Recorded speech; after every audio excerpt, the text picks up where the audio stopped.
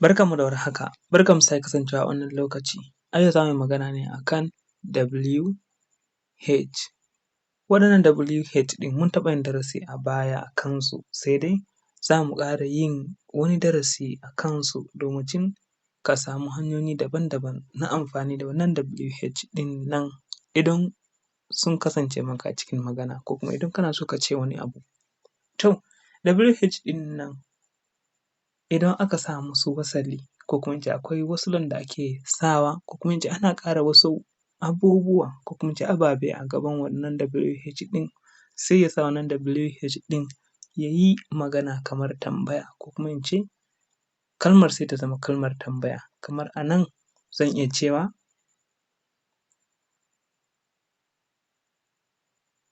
W ga H sai in sa A sai ya zama T sai ya zama what. Idan na ce what ina nufin me. Misali zan iya tambayar ka me kake yi? To zan yi amfani da wannan what ɗin wacce take nufin me. Kamar misali ina so in ce what are you doing? Sai in ce what sai in sa are you sai in ƙarasa da an ce doing. Mene ne na rubuta ko kuma me nake nufi shi ne ina nufin mene ne kake yi? Sai in sa alamar tambaya. Ma'ana wannan what ɗin ta taimaka gurin maida abun ya zama tambaya ko kuma tana magana ne ita fassaranta ita wannan kalma kaɗai ɗin tana nufin me. Yanzu ashe idan ina so in tambaye ka me kake so? Zan iya amfani da what ɗin nan muddin ina so in bayyana ƙarara cikin maganata ko kuma in sa kalmar me a cikin tambayar da nake so in yi maka ɗin. Ma'ana in dai har ka ji tambaya ta fassaru maka a matsayin me, to wannan what ɗin dole ya shigo ciki. To, in na ce what do you want? Ina tambayar ka wai shin me kake so? Sai in sa alamar tambaya. What shi ne wannan, do you kake want so, ma'ana mene ne kake so a taƙaice. In na fassara shi a matsayin mene ne kake so, za ka gane cewa wannan kalma ta what ɗin tana nufin ma kuma fa mene ne ba wai kawai me ba. Duk da cewa a Hausan ma dai idan aka ce maka mene da kuma a ce mene ne kusan in ce duk abu ɗaya ake nufi sai dai idan kiran ya ɗan bambanta da yadda in ce Hausa zuwa Hausa. To, idan muka duba wannan za ka ga what ɗin nan tana tambaya ne a kan mene. To, wannan ɗaya daga cikin amfanin WH kenan. Bari mu je wani WH ɗin wanda shi kuma idan nan W sai nan H sai mu ƙarasa da misali ba A ba sai mu sa Y haka. Yadda za ka karanta wannan za ka ce why. Mene ne ake nufi da why? Ana nufin don me. Why don me. Kuma abin da na manta in gaya mana shi ne lokacin da ka zo karanta WH ɗin nan akwai wasu abubuwa masu muhimmanci waɗanda za ka lura da su. Idan har ka zo ka samu irin wannan kalma ta what ɗin nan kada ka misali ka alaƙanta irin wannan W da H ɗin nan ka ce sai sun yi kama ko kuma a cikin ƙira ba zan ce what direct ba zan ce what ko kuma in ce ga wa ga ha kan ai bai kamata a ce what kawai kamar a ce babu H a wurin ba. To, a wannan wuri za ka karanta ta da what ɗin ne kamar babu wannan W ɗin a wurin. Domacin idan an haɗa su da H akwai wasu lokutan da za a ɗauki H ne a yi kamar ba a ga W a wurin ba, wani lokaci kuma W ɗin ne ake ɗauka a yi kamar ba a ga H a wurin ba. To, in dai ka fahimci wannan in aka ce what a nan za ka gane ashe an yi banza da wannan H ɗin ne. Bari mu je ƙasa kuma mu gani. Nan kuma da muka ce why, in mun duba shi ma dai za mu ga wannan an yi banza da shi. To haka yake, yadda za ka karanci wannan kalma why ɗin yana daidai da kawai kamar ka zo ka samu W Y ne a gaba, ma'ana kamar babu H a wurin. To amma kada ka ji don ƙira a Turanci ɗin ba a sa wannan H ɗin ba sai ka ce a'a to ai gurin rubutu ma ba za ka sa H ɗin ba za ka rubuta shi a haka. To haka kwata-kwata ba daidai ba ne ka rubuta shi a hakan. To mun fassara why ɗin nan muka ce yana nufin don me. To bari mu gwada haɗa jimla da wannan kalma ta why.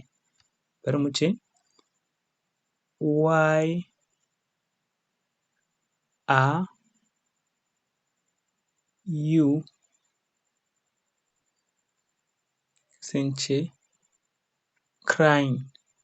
Menene nake nufi a nan shi ne menene kake wa kuka, shi ne why are you crying, ko kuma in ce me yasa kake kuka. Why yana nufin me, ko kuma an ce don me. Why yana nufin don menene, ma'ana don menene kake kuka, ko kuma me yasa kake kuka. Wannan in mun duba duk wani tambayar da ya buƙaci mu ce me yasa, to dole sai ka sa WHY ɗin nan a matsayin wanda zai fito maka ɓaro-ɓaro, ko kuma in ce ƙarara ka ce menene yasa. Idan da a ce baka sa WHY ɗin nan ba, furucin menene yasa ba zai taɓa bayyana a cikin jimlarka ba. To idan ko ka san yadda za ka yi ka bayyana menene yasa ko kuma don me, amma ba tare da sa WHY ɗin nan ba, ka gaya mana komai ƙarƙashin wannan darasi ɗin. To bari mu je mu ƙara na gaba. Akwai WH sai kuma misali sai mu sa ER sai mu ƙara E. Wannan duka za a ce waya. In zan samar maka sauƙi sai in ce ka kira shi kamar kawai a ce waya haka, ka ga za ka samu sauƙi. Duk da cewa akwai wasu 'yan gyare-gyare amma hakan ya fi sauƙi da ka zo kana kiran shi da waya, ko kana tunanin ya za a iya kira wannan ga shi ƙarshe an sa R kuma R ɗin ma da E, kawai ka ce waya kamar wayarka ta hannu. Musamman ma idan kai ɗan koyo ne zai ɗan taimaka kafin ka zo ka saba sosai. To ko ka saban ma dai za ka ji waya ɗin ne dai za ka ta faɗa. Idan aka ce wannan kalma waya ɗin nan tana nufin ina.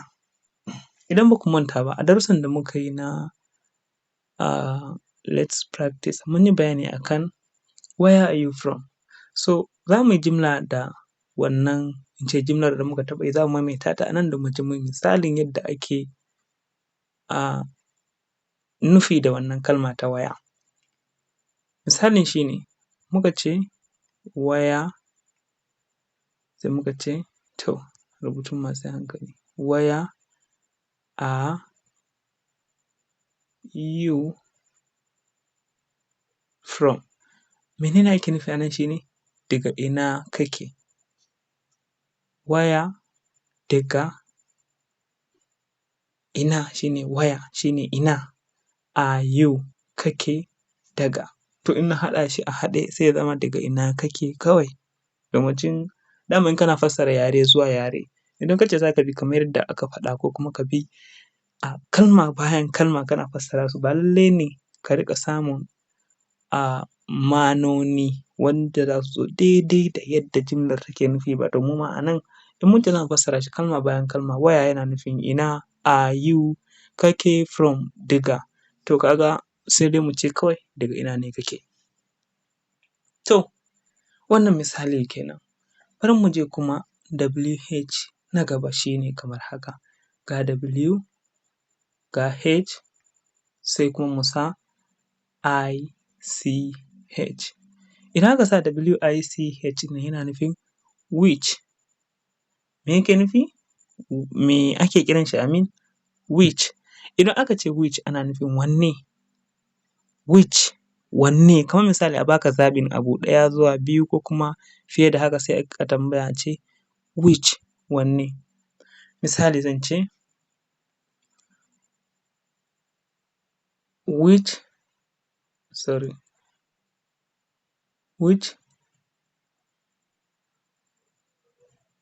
is the mu ce best, which is the best, ma'ana wanne ne ya fi, ko kuma in ce in sa which sai in sa one, which one ma'ana wanne ɗaya is the best ma'ana ya fi, wanne ɗaya ma'ana wanne ne ya fi shi ne which one is the best, ma'ana kamar an ce ka zaɓi abu biyu sai ka ce to a cikinsu wanne ne ya fi, shi ne za ka ce which one, wanne ne ɗaya daga ciki, shi ne which one is the best, ya fi kowanne. Wannan kalma ta best tana nufin fi, bari mu ɗan yi bayani a kanta kaɗan. Idan aka ce abu yana da kyau za mu ce good. Idan ko abu yana misali na farko yana da kyau sai ka samu wanda ya fi shi kyau sai ka ce better, ma'ana ya ɗan fi ko kuma ya fi na farko better. Sannan kuma idan ka samu wanda ya fi kowanne daga ciki sai mu ce masa shi kuma best. A taƙaice mai kyau, wanda ya fi kowanne. Daga best ɗin nan ba a samun na gaban shi, da fatan mun gane. To a nan da muka ce which one is the best a jimlar mu ta saman nan muna nufin daga cikinsu wanne ne ya fi kowanne. Da fatan ka fahimta kuma ka gane. To muna cikin WH mun zo mun yi which yanzu kuma za mu yi mu ce bari mu kawo WH sai mu ce sai mu sa E sai mu sa N. Wannan yana nufin ko kuma ana kiran shi when. Yadda ka gan shi nan kawai ka karanta shi kamar a ce W ne da E da kuma N, yana nufin yaushe. To za mu ce misali, bari mu muku misali. Misalin shi ne kamar haka, when are you coming back?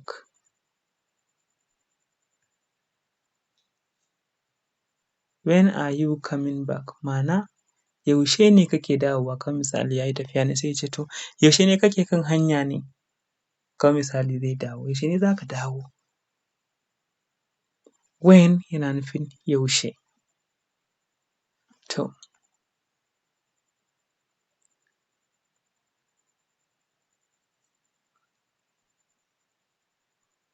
in na ce when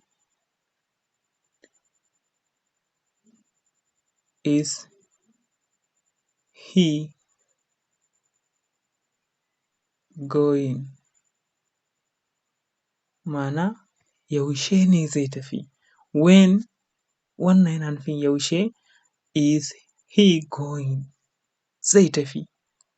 Shi ne when is he going kenan. To idan muka je kalma ta gaba ita ce kalma kamar haka, mu ce yanzu kuma H ɗin ne aka sa O sai aka sa W. Wannan how yana nufin yaya. Idan za ka karanta ta kawai ka karanta kamar H, misali sai mu sa A sai mu sa U. Kamar wanda zai ce Hausa to kawai sai ka tsaya iya hau ɗin kar ka ƙarasa sa ɗin sai ya zama how. Idan aka ce how ana nufin ta yaya, shi ne how. To misali zan ce how can I, ko kuma sai in ce how can I, misali sai in ce how can I read, yaya zan yi karatu, shi ne how can I read. To, how are you, muna nufin yaya kake. How can I read shi ma yaya zan yi karatu. To, abin da na manta shi ne duk lokacin da ka yi amfani da alamar yin tambaya dole ƙarshen jimlolin su zama suna ƙarewa da ayar tambaya, ma'ana question mark ɗin nan. When is he going? Sai ka sa question mark. Kamar na saman nan kuma when are you coming back? Yaushe za ka dawo, shi ma question mark. Sannan misali which one is the best? Sai ka sa question mark. Sannan which is the best, shi ma question mark, da sauransu. To duka za ka bi ka yi musu question mark ko kuma in ce aya ko kuma in ce alamar tambaya. To, yanzu dai ga shi mun yi how are you, ma'ana yaya kake. Sannan zan iya cewa how, sai in ce are, sai in ce they. How are they, ma'ana yaya suke. To, zan kuma cewa how to swim, ma'ana yadda zan yi iyo. Ya zan yi iyo, how to swim, ya ake iyo, ko kuma ya iyo yake, ya mutum zai koyi iyo, ko kuma in ce ninƙaya ne ko me ake faɗa da wasu Hausan. Kun san Hausan ma kashi-kashi ne, kowa da irin Hausarsa. To, wannan mun yi how. Sai na gaba shi ne W da H sai kuma O. Wannan ana gaya mishi who. Idan aka ce who ana nufin waye. To, abu mai muhimmanci idan ka zo karanta wannan kalma ɗin za ka ɗauka W baya ciki, sai ya zama kamar ka zo ka samu H ne kawai, amma nan da U zai zama who, ma'ana waye. Idan muka ce who are you, ina nufin waye kai. Who, waye, are you, kai. Kai ɗin waye, shi ne who are you. Zan kuma cewa who is he, waye shi. Sannan kuma zan iya cewa who are they, su ɗin waye ne ko kuma su ɗin su waye ne. To, wannan hanyoyi daban-daban ne da za ka yi magana ko kuma da za ka yi amfani da WH ɗin nan a matsayin tambaya. Shin kuna tune da su kuwa? Bari mu ɗan gan su a hankali. Akwai who, sannan akwai kuma how, sannan kuma akwai misali nan when, akwai which, sannan akwai where, sannan kuma akwai why, sannan kuma akwai what. Shin suna da wahalar riƙewa? Shin wannan darasin ya zama darasi da ka ɗan ƙaru da wasu abubuwa? Ko ko ya zo maka a matsayin darasi wanda ya kawo maka abubuwan da ba ka sani ba kuma ba ka fahimta ba? Idan kana cikin waɗanda suka fahimta ka yi mana like, sannan kuma ka gaya mana yadda kake ji a comment ƙarƙashin wannan darasi ɗin. Idan ko kana da tambaya ɗin ko kuma ba ka fahimta ba kakan iya faɗa mana a comment ƙarƙashin wannan darasi ɗin. Har yanzu in ka fahimta za ka iya ba mu alama ko kuma in ce wasu jimloli da za mu yi amfani da su ko kuma jimlolin da ka yi amfani da waɗannan in ce kalamai daban-daban. Daga ƙarshe bari in maimaita mana su. Na farko muna da wannan shi ne, wannan what, ma'ana me. Sannan akwai why, don me. Sannan akwai where, ina. Sannan akwai when, yaushe. Sannan mun yi misali na raba nan sai in ce sannan mun yi